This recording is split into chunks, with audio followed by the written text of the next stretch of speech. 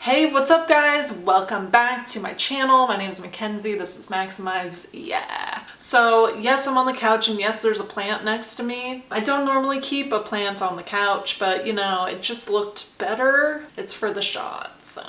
Today, I'm gonna be opening up and being super brutally honest about all the plants that I won't say murdered, because that indicates intent.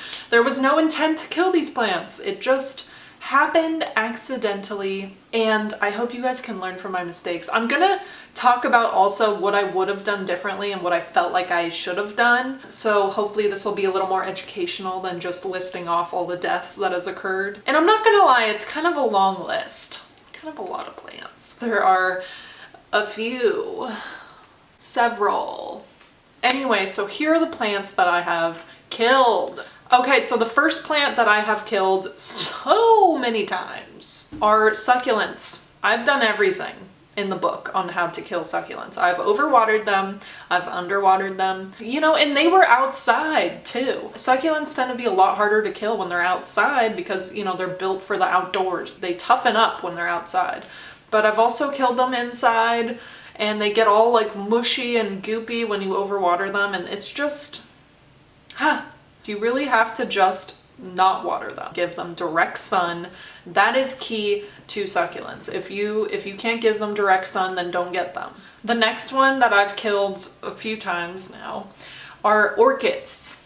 So I actually have had like 3 orchids for a few years now. I've killed a couple. And I actually was able to get an orchid to rebloom once, and I felt like really proud of myself. It was after I moved to my new apartment. The lighting just does not work for the orchids, and I lost one of them recently. But orchids like are very tricky. They need a very precise amount of exposure, I think, because in my old apartment I had like gentler light. Gentler, that's a word.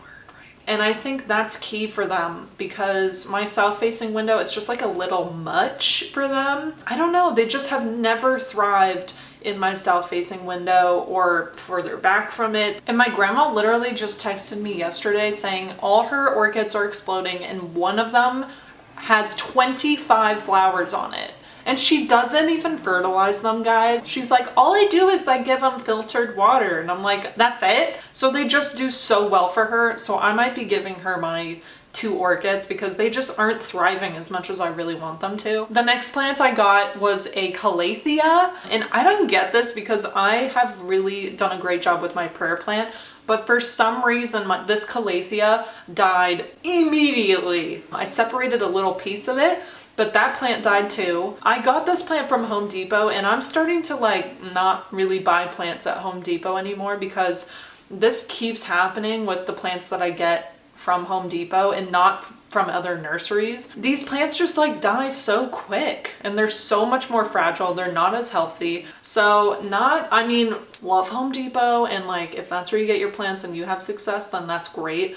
But for some reason, the Home Depots in my area just do not produce the best plants. They just always die unless it's like a Pothos. I've started to only purchase my plants from local nurseries or plant dealers online. So the Calathea, I don't think I'll go there again. Maybe if there's one that really speaks to me, but I'm gonna wait a while. I'll stick with my prayer plant since they're related. The next plant, and I also got this plant from Home Depot and it wasn't healthy at all. The Japanese Aurelia. This plant I could never figure out, y'all. Like the one thing that I really wish I could have done for this plant is put it outside in the shade. I think it could have done so much better outside in a shady environment, but I don't have an outdoor space. It just did not do well inside. It never thrived. It never perked up once I brought it home. It just literally stayed the same and then slowly died. So Japanese Aurelia, from now on, I would only recommend keeping those outdoors in the shade and planting in the ground. That's basically what they're for. I think I was more just trying to see if I could make it thrive indoors just because I like the look of it, but it's pretty clear now that it's not capable. I feel like I'm not capable sometimes too of surviving indoors all the time. So I get it. I get those feelings. The next plant is unfortunately one of my Ficus benjaminas. Not this guy, obviously. My variegata is doing wonderfully. The dark green variety of the Ficus benjamina I have killed. It's embarrassing. It's really embarrassing because that was one of my first like big exciting plants when I moved into my apartment. I was so stoked about it and it survived a long time. And by the way, guys, I got that plant from Home Depot. It just never looked 100%. It never looked like totally healthy. And this plant I didn't get from Home Depot. I got from a local nursery. And it's been doing so well. So I really think it depends where you get your plant because Home Depot plants just never thrive. But this plant I got from a local nursery and I've never had a major problem with it whatsoever. And I give it the same exact care as my other Ficus benjamina. So I don't understand. Maybe if I got that dark green variety from a local nursery, maybe it would have been healthier. I don't know. Like maybe it literally just is Home Depot plants. I don't know. It's a conspiracy. Not to start a Home Depot battle or whatever, but well, now I'm just happy I have one Ficus that loves me and is doing well. Now this one is really embarrassing. I have killed a Pothos Enjoy. I know. For some reason, this plant never liked my house, never put on new growth. And luckily, I gave my mom a cutting of this plant and it's been doing so well in her house. So I think it's me. I think it's just me because my mom has been able to make it thrive.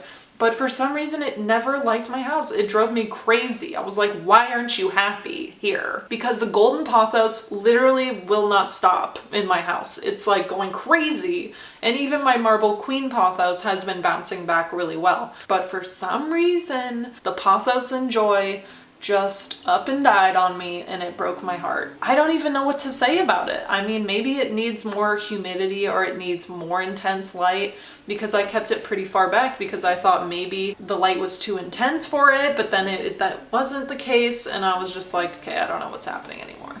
The other plant that I've killed that I have now that's thriving is a spider plant. So the spider plant was one of Wesley's all-time favorite plants to just destroy. Like he had murder in his eyes every time he saw it. He just immediately beelined for it and started chewing on it. Even right in front of me, guys. And I kept moving it around my house. I was like trying to find a spot where he couldn't reach it because it was driving me crazy. Like I literally every morning would wake up and I'd see chew marks on it and I'm like, God, like how did he get on top of the fridge, you know? I'm like, how did he like see it? It just gave up on life at that point. But at least now I have two spider plants that are doing super well in my house, so I have redeemed myself from that awful death. And that's what it's all about, guys. It's about redeeming yourself and rebuilding your confidence after one failure, especially with a particular plant.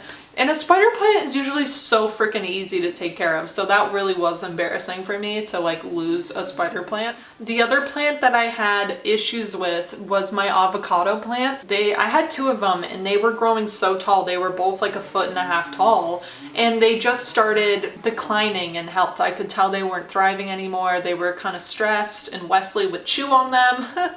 Thank you, Wesley. I don't have an outdoor space for avocado plants and that is essential for them. They need sunshine eventually. Maybe not immediately when they're sprouting, but they eventually need sun, like they're trees. So I had to give them to my mom and luckily she has been able to give them the whole world. She's given them the world. They're putting on more leaves. Their leaves are bigger. So I'm just excited for them. I hope that they can thrive. And whenever I move and get an outdoor space, I'll probably take them back from her. All right, so that's my total list, guys. It's kind of a lot. That's all my mistakes, all the plants that I've killed accidentally over the course of my career, and I hope you guys can learn from my mistakes. I certainly have not on all of these plants, so, you know, I will try again on some of them, but some of them I'm forgetting about completely. I'm looking at you, Calathea, honey. Thank you guys for watching. Please subscribe if you haven't. Please like, please comment, and let me know what you want to see, and I will see you guys in the next one. Bye!